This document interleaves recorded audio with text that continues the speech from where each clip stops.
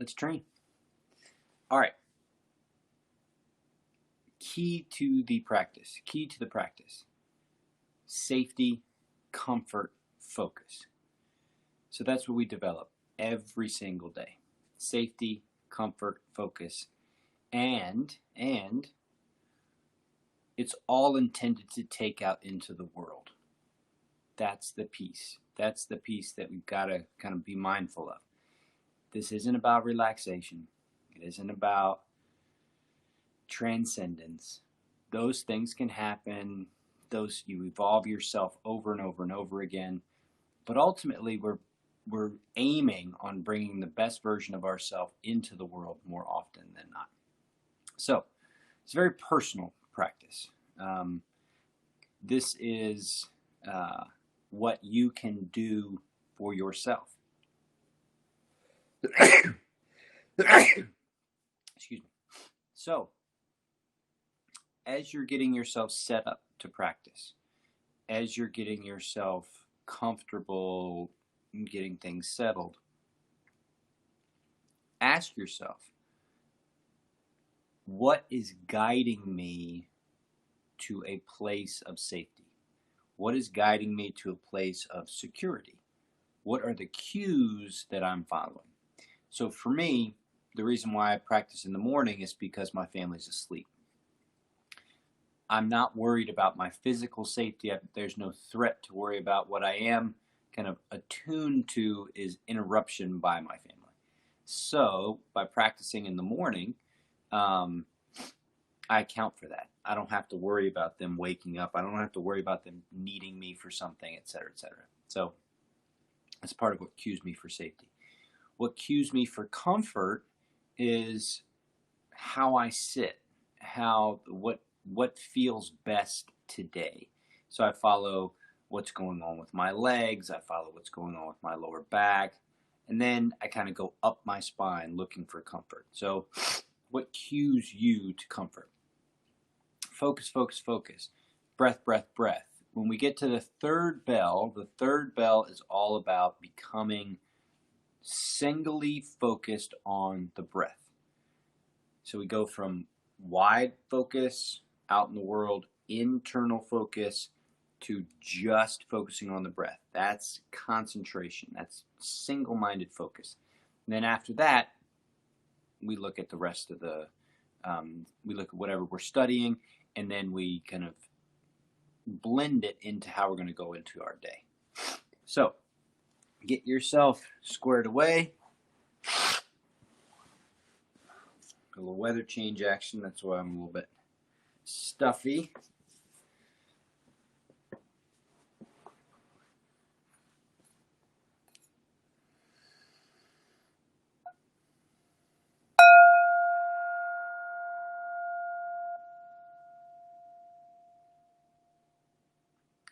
As the bell fades, take in your surroundings. You do with your sense of sight first. Notice anything little, like really little stuff. Like notice the littlest things, like little pieces of maybe paper or just the little things. Look for little things.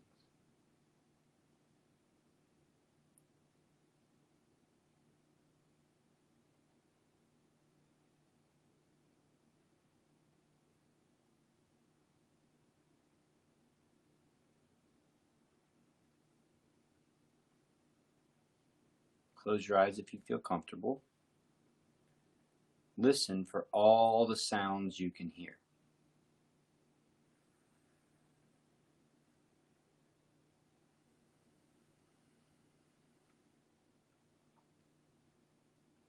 There's not a lot to listen to. Pick one sound and zoom in on it.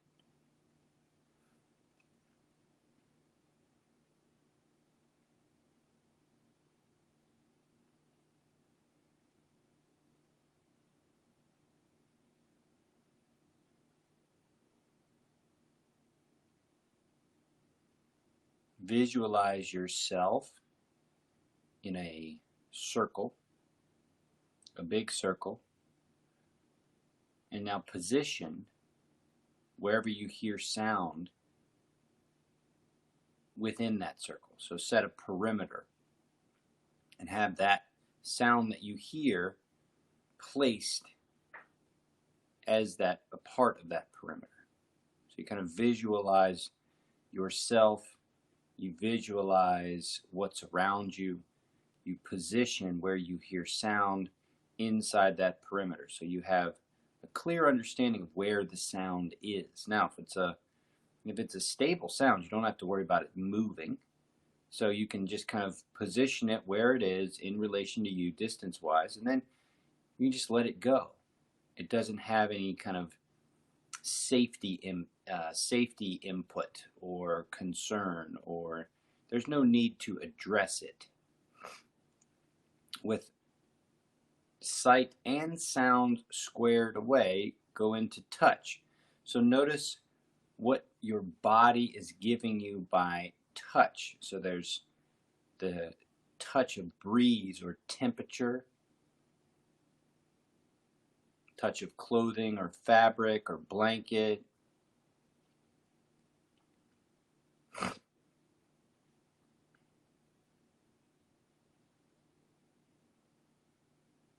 Touch of your hands, maybe against themselves or against a leg or a knee.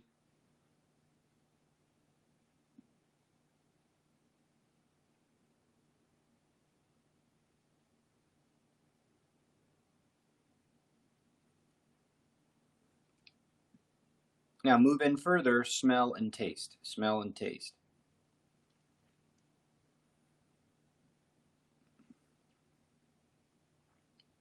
The act of looking is what's key.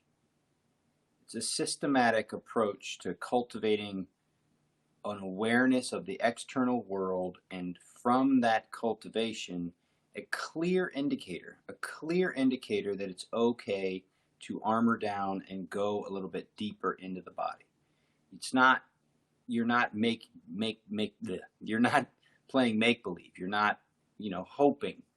You've systematically assessed your external environment, and now it's safe to go to second bell, which is deeper awareness and deeper release in the body.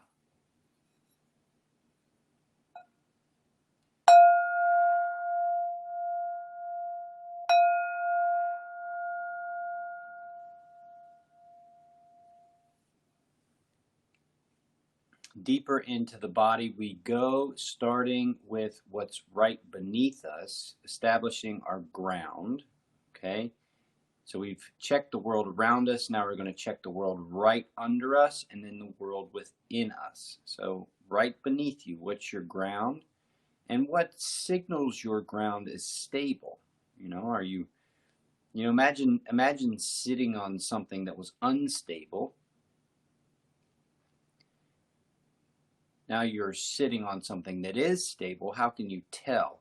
It's very reliable, it's stable, it's not moving, it's not shifting, there's no movement at all. It's stable underneath me, and from there I can go into my body, starting at my pelvis. And so the pelvis is a bowl, but the bottom of the bowl is kind of like a triangle. You have your what are called sit bones. And these sit bones kind of are like, the same way a bird can kind of perch on a wire. Your sit bones can kind of balance at the bottom of your spine. And then as they balance, imagine them spreading out a little bit. So imagine these little bones at the base of your rear end kind of spreading out. So the very bottom of your body, three-dimensionally speaking, is kind of opening a little bit. There's just this flattening and opening and spaciousness at the base of the spine. And from that opening, you can move into the core, further opening, releasing, armor down, let go of any kind of holding or tension. There's no need for it. It has no utility. From the core, move up to the heart space. Heart space includes shoulder blades, collarbones. Shoulder blades, collarbones. And you can also think about your chest. So feel the chest and the collarbones and the shoulder blades. Feel the ribs, shoulders. Broaden, soften. Armor down again. There's no need for anything here. There's no effort here. There's no utility in any holding here. It serves zero purpose. There's nothing to protect you from. There's nothing to ward off against. There's nothing.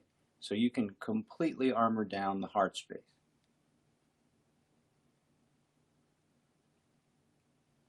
Throat, jaw. Throat and jaw.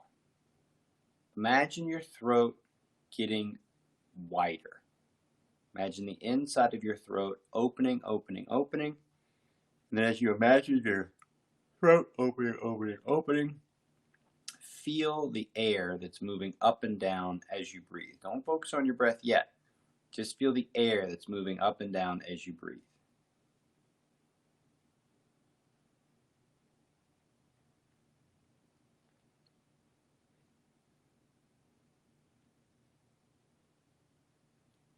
Now let's get to the head. Back of the head, right where your skull turns into your neck, back of the head. Visualize the back of the head.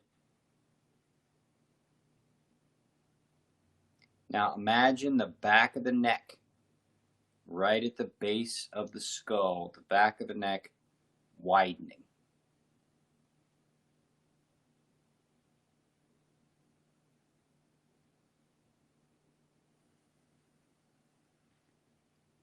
Imagine the back of the head, the back of the neck spreading out.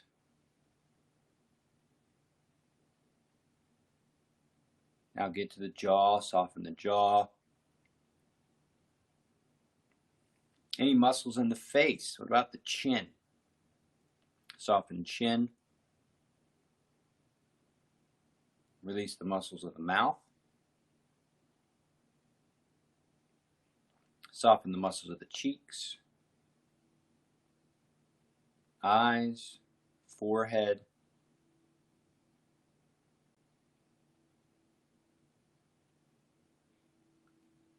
And just notice the alignment of your spine, your whole spine.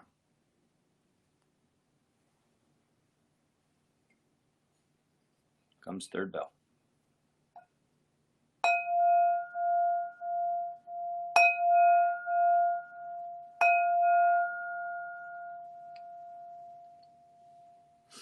Now take your hand, right hand, put it right on the middle of your chest.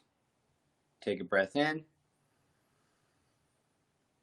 And as you exhale, put 5% of your strength pressing on your chest as you exhale deeply. Really practice releasing. Now breathe into the chest. See if you can feel the chest move underneath your hands and push out.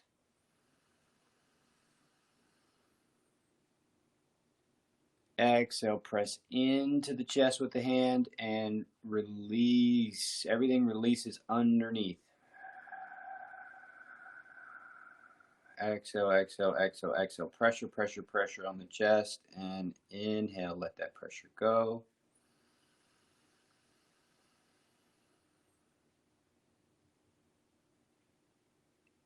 Press, exhale, press, exhale, press, exhale. Inhale, expand, feel the chest move as you expand out.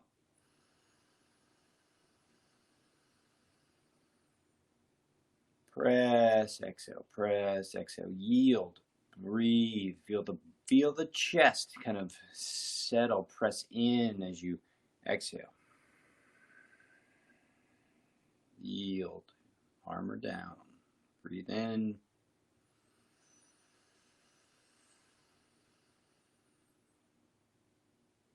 Let all pressure go. Feel the exhale. feel the chest. And let that go. Now just focus on your breath.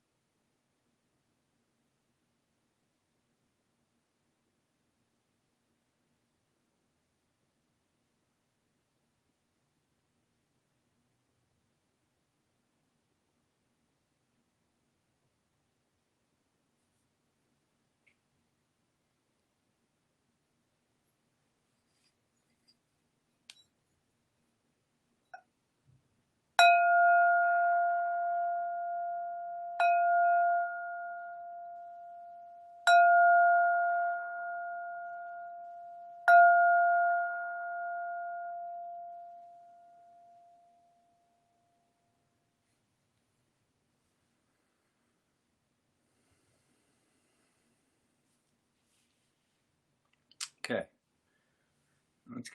Let's continue our study of the art of peace.